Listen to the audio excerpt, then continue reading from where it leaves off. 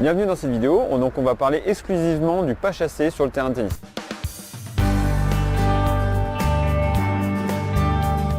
Salut, c'est Fab de progressivtennis.com, donc moniteur tennis depuis 92 et ancien zéro pendant 5 ans.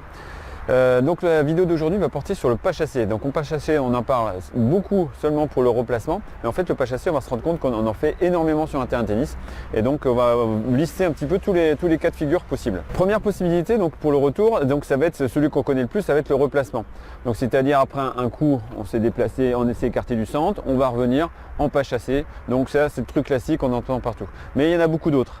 Alors au niveau du placement, avec le pas chassé, on va trouver un certain nombre, c'est-à-dire premièrement le coup droit de décalage, c'est-à-dire on a une balle qui vient sur le revers, on va se décaler pour la jouer au coup droit et donc en pas chassé avec un arc de cercle. Donc ça va donner en fait quelque chose comme ça, on peut s'entraîner tout seul, on se lance sa balle, on se décale en arc de cercle et on frappe.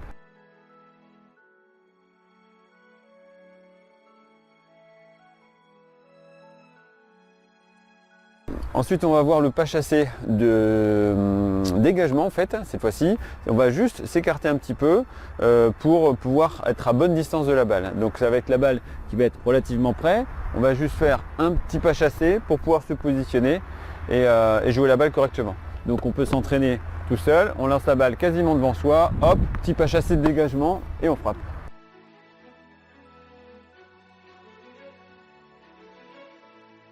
Ensuite, on a le pas chassé de rapprochement. Ça va être l'inverse du précédent, c'est-à-dire qu'on est un petit peu loin de la balle, on va faire un petit pas chassé pour se rapprocher de la balle, être un petit peu plus près et on va pouvoir finir donc soit les appuis en ligne ouverts, soit les appuis en ligne ou semi en ligne s'il faut. Et donc là, ça va être juste, on va lancer la balle, on va faire un petit pas chassé de rapprochement et on tape.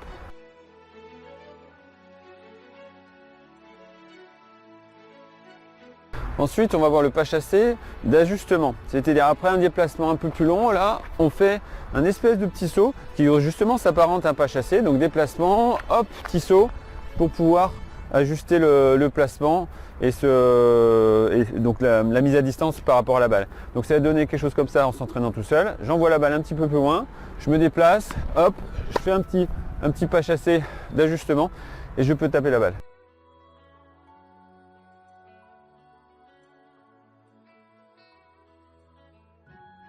Pas chassé suivant, cette fois-ci, c'est après un grand déplacement. On n'arrive pas à s'arrêter, on est en bout de course et on n'a pas réussi à ralentir sa course. On va faire un pas chassé après la frappe pour pouvoir se rééquilibrer et revenir face au filet et ensuite enchaîner avec le replacement. Donc ça va faire quelque chose comme ça. On va courir très vite là et on va frapper hop avec un pas chassé. Donc c'est-à-dire que là on a un appui dynamique, on n'est plus en appui statique et on va taper donc en étant en l'air et on va se rééquilibrer avec un pas chassé donc pendant la frappe. Donc ça va donner quelque chose comme ça. Là, hop, je frappe et je fais un pas chassé pendant la frappe.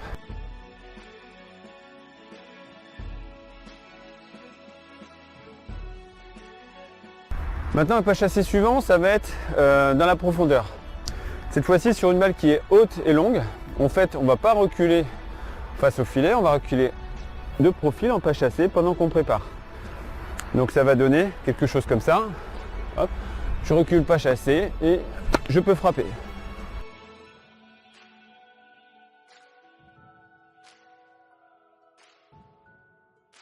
On va voir la même chose après en avant. Une balle qui est un petit peu plus courte. On n'a pas trop bien jugé la longueur de la balle et on va se retrouver un petit peu court. Donc on va au dernier moment donc faire un petit pas chassé de rapprochement, mais cette fois-ci vers l'avant. Donc la balle est un petit peu courte, hop, fait un petit pas chassé et on peut aller venir taper. Donc ça va donner quelque chose comme ça. Je vais faire courte, là, hop, un petit pas chassé de placement et je viens la taper.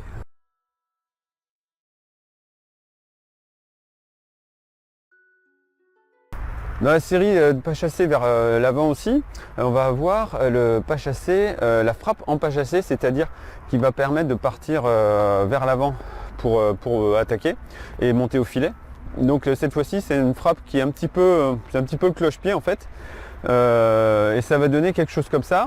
Donc quand on va frapper, là, on va venir en fait faire un petit saut, on va retomber que sur la jambe avant. Donc ça va faire ça, là, hop. Et donc il y a un petit pas chassé qui se fait en l'air et après on enchaîne par une course. Donc on peut Donc on va s'entraîner en lançant la balle vers l'avant. Là je cours après et je viens frapper en avançant.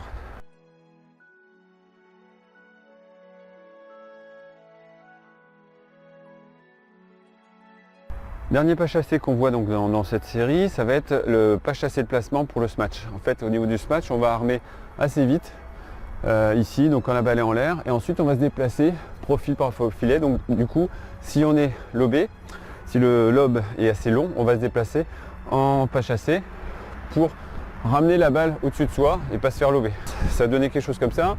Là, hop, je fais pas chassé d'écartement par rapport au filet pour venir juste sous la balle.